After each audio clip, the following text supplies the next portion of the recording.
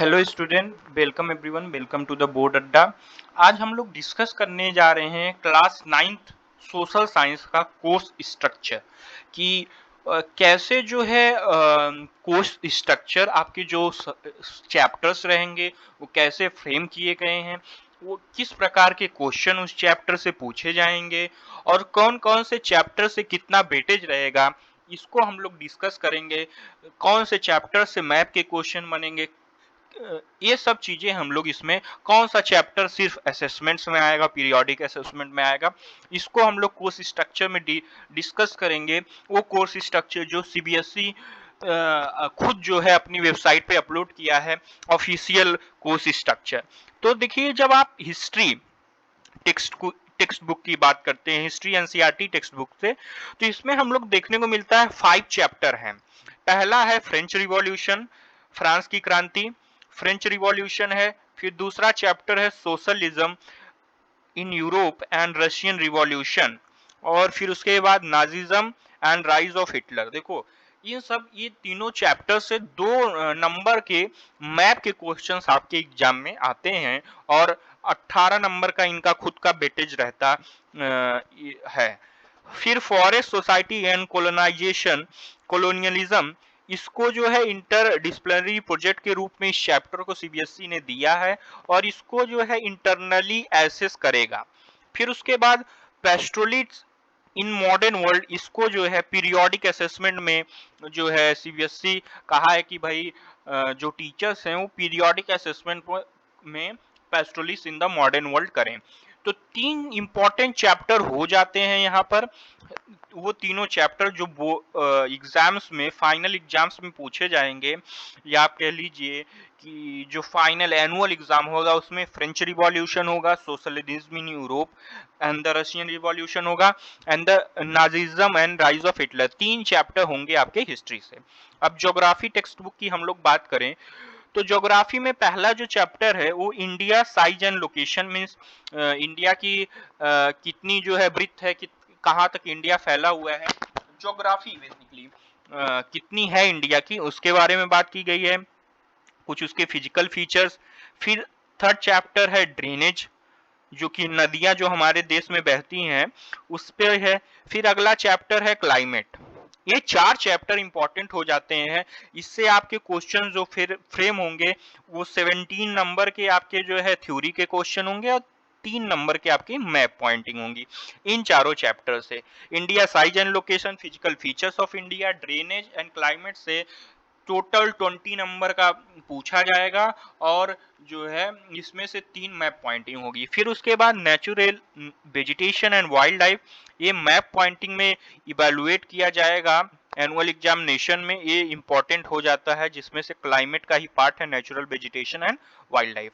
फिर अगला जो चैप्टर है इसमें 5th में inter disciplinary assessed for 5 marks, ये 5 नंबर का अंदर ही आपको जो इंटरनल असेसमेंट होता है उसमें पूछा जाएगा।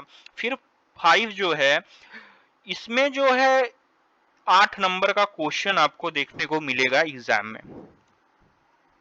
8 नंबर का, सॉरी, ये 8 पीरियड में खत्म करने, इसको जो है एग्जाम में आप लोग थ्योरी के रूप में देख सकते हैं। अब देखिए, जो पॉलिटिकल साइंस है उससे पूरे चैप्टर जो हैं आपके पूछे जाएंगे। What is democracy, why democracy, constitutional design, electoral politics, working of institution and democratic rights, ये जितने भी चैप्टर है वो थ्योरी एग्जाम में आपके पूछे जाएंगे एनुअल एग्जाम में। और इकोनॉमिक्स की बात करें तो इसमें जो है, जो स्टोरी है विलेज पालमपुर की, पहला जो चैप्टर है वो जो है पीरियोडिक असेसमेंट के लिए है। फिर अगला जो चैप्टर है, chapter 2, people as a resource and poverty as a challenge, food security in India, ये सबसे जो है क्वेश्चन रहेंगे और 20 मार्क का वेटेज आपका पेपर में रहेगा। फिर अगला जो है कि क्वेश्चन पेपर डिजाइन कैसी होगी, इसको देखते हैं, और मैप लिस्ट के क्या आइटम है इसको देखेंगे। अभी तो ये सब चीजें हैं, ये सब टीचर के लिए हैं। स्टूडेंट्स के लिए जो है सिर्फ इतना ही पता करें कि कौन कौन से चैप्टर किस प्रकार से क्वेश्चन उससे पूछे जाएंगे, किस प्रकार से उससे क्वेश्चन बनेंगे। देखिए ये जो मैप्स के आपके क्वेश्चन बनेंगे वो कहाँ कहाँ से फ्रेम होंगे यहाँ पर दिया हुआ है।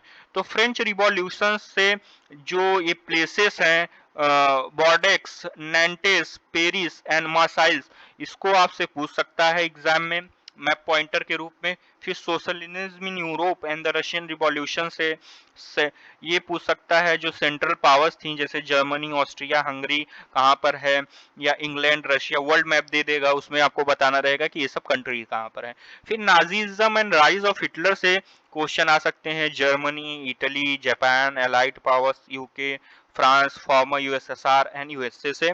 फिर इंडिया साइज एंड लोकेशन से कितने इंडिया स्टेट्स हैं, उनकी क्या क्या कैपिटल है, ये सब आप ध्यान में रखिए।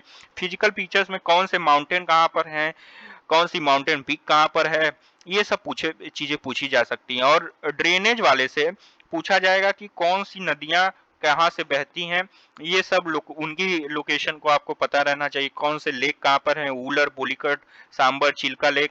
फिर एनुअल रेनफॉल का जो पर्सिपिटेशन जो होती है, एनुअल रेनफॉल जो होती है हमारे इंडिया में, वो उनका क्या सीजन रहता है, कौन सी विंड उनको डायरेक्ट करती है। और पॉपुलेशन डेंसिटी से कुछ क्वेश्चन बनेंगे। बेसिकली देखो इसमें जो क्वेश्चन बनेगा ना वो यहाँ से ही बनेगा, जो आपके इन ज्योग्राफी के पार्ट हैं और हिस्ट्री के पार्ट हैं, इसमें से जो Indian physical features, drainage system से ही क्वेश्चन बनेंगे। क्लाइमेट वगैरह से बहुत कम बनेंगे। अब इंटरनल असेसमेंट 20 मार्क्स का रहेगा, ये तो स्कूल के ऊपर रहता है, ये तो पूरा मार्क्स आपको मिलेगा ही। और इसमें प्रिस्क्राइब बुक दी गई हुई है। बस यहाँ पर देखिए, अब जो क्लास का कोर्स स्ट्रक्चर था वो ये आपने देख लिया, इसको हमने ऊपर ही देखा कि कैसे जो है यहाँ से क्वेश्चन पुटअप होंगे।